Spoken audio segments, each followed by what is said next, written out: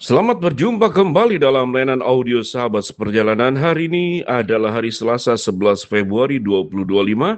Tema renungan saat teduh kita dengan judul Di Saat-Saat Terakhir. Firman Tuhan terambil dalam Yohanes 19 ayat 25 sampai dengan ke-27. Dan dekat salib Yesus berdiri ibunya dan saudara ibunya Maria, istri Klopas dan Maria Magdalena. Ketika Yesus melihat ibunya dan murid yang dikasihinya di sampingnya, berkatalah ia kepada ibunya, "Ibu, inilah anakmu." Kemudian katanya kepada muridnya, "Inilah ibumu." Dan sejak saat itu, murid itu menerima dia di dalam rumahnya. Mari kita berdoa. Bapa yang di dalam surga, kami ingin belajar di saat-saat sampai ujung kehidupan kami berbuat kebaikan demi kebaikan buat kemuliaan Allah. Di dalam nama Tuhan Yesus kami berdoa, amin. Shalom sahabat seperjalanan yang dikasihi Tuhan. Di saat-saat terakhir, apa yang dimaksud dengan di saat-saat terakhir? Di saat-saat terakhir tatkala seseorang akan menghadapi kematian, ada banyak tingkah laku yang bisa kita lihat. Apalagi sebagai hamba Tuhan yang sudah jadi pendeta puluhan tahun, maka seringkali bertemu melayani jemaat untuk menghadapi sebuah kehidupan di saat-saat terakhir, menemui jemaat di ICU, menemui jemaat di dalam kondisi yang saat-saat terakhir tatkala alat-alat yang ada di dalam rumah sakit kemudian berbicara tentang kondisi yang semakin buruk, lalu kemudian tanda yang menunjukkan detak jantung terhenti, maka itu adalah perkara-perkara yang menakutkan. Ada orang yang kemudian sangat ketakutan dalam kondisi yang tidak berdaya, masa tatkala dia masih berbicara, maka ada banyak percakapan-percakapan yang timbul di dalamnya. Dan seringkali bisa ada pesan-pesan yang ingin disampaikan di saat-saat terakhir orang itu akan menghadapi ajal. Lalu apa yang dilakukan oleh Tuhan Yesus di saat-saat terakhir sebelum Yesus mati? Dan dekat salib Yesus berdiri ibunya dan saudara ibunya dan Maria dan istri Klopas dan Maria Magdalena. Berarti ada kemudian di bawah salib Yesus itu ada ibunya, kemudian ada Maria istri Klopas dan ada Maria Magdalena. Semuanya bernama Maria.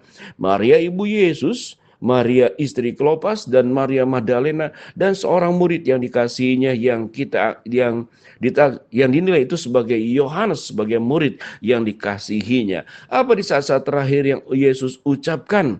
Maka Yesus berkata, ketika Yesus melihat ibunya dan murid yang dikasihinya di sampingnya, berkata dia kepada ibunya, "Ibu, inilah anakmu." Kemudian katanya juga kepada muridnya, "Inilah ibumu." Dan sejak itulah murid itu menerima dia di dalam rumahnya. Kalau kita boleh simpulkan perkara yang sederhana ini, seluruh kehidupan Tuhan Yesus adalah memikirkan orang lain. Seluruh kehidupan Tuhan Yesus dari lahir sampai kemudian meninggal, bagaimana memikirkan kebaikan demi kebaikan buat orang lain, selain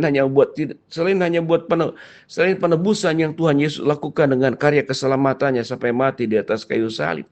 Yesus memberi makan mereka yang lapar, Yesus menyembuhkan mereka yang buta, menyembuhkan mereka yang bisu menjadi berbicara, yang timpang berjalan, bahkan yang mati kemudian dihidupkan kembali, yaitu Lazarus, bahkan sudah beberapa hari mati dalam kondisi berbau busuk.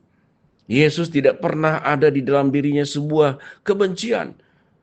Hidupnya adalah hidup yang dilimpahi oleh kasih sayang dan cinta. Bagaimana bisa mengampuni perempuan yang berdosa? Bagaimana bisa bergaul dengan Matius pemungut cukai? Bagaimana kemudian bisa mau menyentuh orang-orang yang sakit kusta, yang tentunya pada saat itu dihindari oleh orang banyak karena itu adalah penyakit yang sangat menular dan tidak ada obat yang bisa menyembuhkannya, sehingga orang-orang kusta itu memang diasingkan, dikelompokkan tersendiri, dijauhkan dari lingkungan, tidak boleh ada dekat-dekat dengan perkampungan. Karena kusta itu adalah penyakit yang tidak ada obatnya. Jari jemari kaki, tangan itu bisa putus tulangnya satu persatu, bahkan telinga juga bisa lepas oleh sakit kusta seperti demikian. Sampai kemudian di penghujung kehidupan Yesus pun memikirkan bagaimana supaya ibunya ada yang menjaga, dan itu dititipkan kepada Yohanes yang dikasihinya. Sehingga firman Tuhan berkata sejak saat itu murid itu menerima dia, yaitu Maria ibunya, ibu Yesus itu di dalam rumahnya. Sampai titik ini sahabat seperjalanan, apa yang kita buat seumur hidup kita? Apakah kita hanya memikirkan diri kita, saya, aku, hidup dalam keegoisan, berjuang memang rajin bekerja, tapi semata-mata untuk memperkaya diri, berjuang supaya punya jabatan yang bagus dan tinggi, tapi semata-mata buat kepentingan diri sendiri. Berjuang supaya mendapatkan berbagai macam hal kemudahan, tapi kemudahan itu hanya dinikmati oleh diri sendiri. Orang kemudian mencari uang sebanyak-banyaknya, lalu kemudian uang dikumpulkan hanya buat dipakai supaya dia bisa keliling dunia, pergi ke satu negara ke negara lain, kemudian selesailah. Semuanya juga hanya untuk diri sendiri. Tatkala punya uang yang cukup mencari makanan termahal sekalipun, ada makanan yang harganya bisa 1 juta, 2 juta, apapun bentuknya sahabat seperjalanan bisa mencari di media sosial. Itu kemudian ditempuh.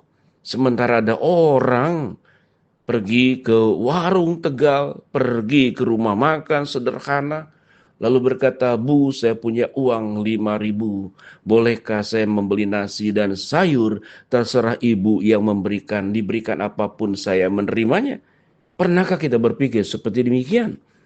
Tatkala kita punya uang luar biasa banyaknya, kita beli kendaraan mobil. Karena kita punya rumah luas, tempat garasi luas, sampai 6-7 mobil. Minimal 2 atau 3 mobil. Tapi mobil tersebut memang tidak dipakai. Kita punya pegawai hanya untuk memanaskan mobil, mencucinya, membawa kemudian ke bengkel, dipanaskan lagi, dicuci lagi. Kadang setahun mungkin tidak dipakai sekali karena mobilnya terlalu banyak. Sementara ada orang berjuang untuk memikirkan ganti motor yang sudah tua dari seorang bapak. Dia tetap pakai motor itu sedemikian rupa, tidak berani mengganti. Karena uang yang dikumpulkannya dari jerih lelah luar biasa itu supaya anaknya jangan sampai putus sekolah. Di mana hati nurani kita tatkala Tuhan memberkati kita, kita terus hanya hidup dalam kubangan kegembiraan sendiri. Kita hidup dalam kolam kesenangan sendiri. Kita hidup sampai mati tidak pernah berbagi. Saya pernah melihat seorang yang kemudian meninggal itu memakai peti mati yang sangat mahal. Itu dari kayu jati asli. Itu ditandu oleh orang belasan. Hitung kurang lebih 20 orang mengangkat peti mati tersebut. Dan itu peti yang sangat mahal. Sampai matinya pun hidup hanya untuk diri sendiri. Tapi Yesus dari terlahir sampai matinya memikirkan hidupnya adalah untuk kita. Hidupnya adalah untuk mencintai kita. Tersalib adalah untuk kita. Mencucurkan darah pun untuk kita. Dipakukan juga itu adalah untuk kita. Sampai menjelang kematiannya pun memikirkan ibunya, memikirkan murid yang dikasihinya. Apa yang ada dalam benak dan pikiran kita dari terlahir sampai kita hidup sampai masa ini. Berapapun usiamu sahabat perjalanan. Apakah engkau 40 tahun, 50 tahun, 60 tahun, atau bahkan 70 tahun, atau bahkan ada yang 80 tahun.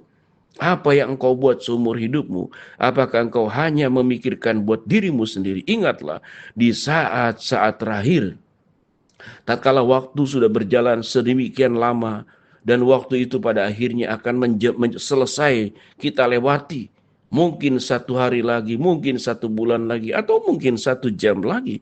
Kalau Tuhan berkehendak kita dipanggil oleh Tuhan dan kita tahu, 1 jam dari engkau selesai mendengarkan sahabat seperjalanan ini, Tuhan berkata, "Pulanglah, aku akan meminta engkau mempertanggungjawabkan hidupmu." Apa yang kau lakukan di saat-saat terakhir hidupmu? Jangan sampai terlambat untuk melakukan perkara-perkara yang indah, perbuatan-perbuatan yang memuliakan Allah, perbuatan-perbuatan yang baik dan memberkati orang banyak, tidak hanya buat dirimu sendiri. Mari kita berdoa.